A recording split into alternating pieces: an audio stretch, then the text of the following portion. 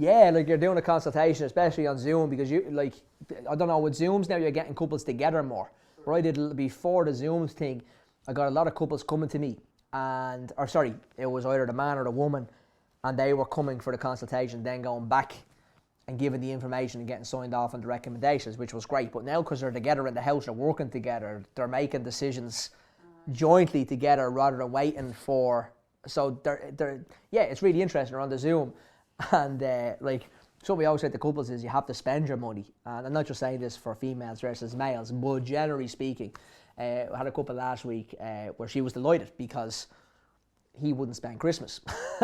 And it ended up that they were just saving so much income, but they too much savings. And sometimes you have to say to people, look, there's no point, you can't take this money with you. You have to spend it. So there's no point in leaving it to the kids in like 20 or 30 years and not going on the Disneyland trip, or, you know, spending more money with them or taking more weekends away. You try to every couple's obviously different. There was an extreme case where they had so many assets, they were in a really good job, and there was a lot of income there. They literally said during the consultation we should have went to. This feels like a counselling course first and foremost, and they probably need counsel to listen to this to make a decision on the money, because they were killing each other. But think then on mortgages as well.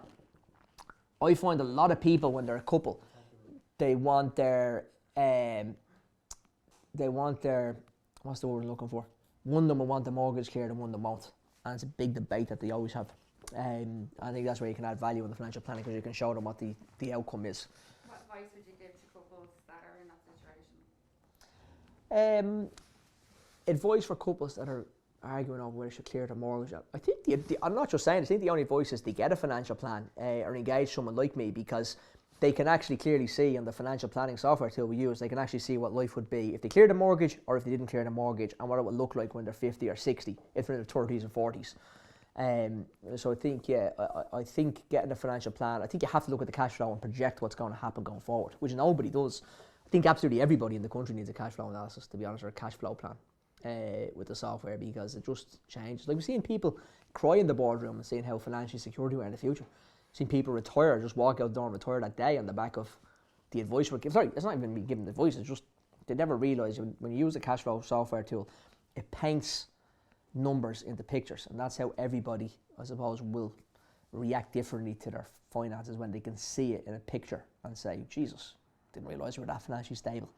Or, Jesus, yeah, you couldn't pay the mortgage off. Look what that looks like in 20 years. So they end up making their own decisions, so you don't even have to tell them.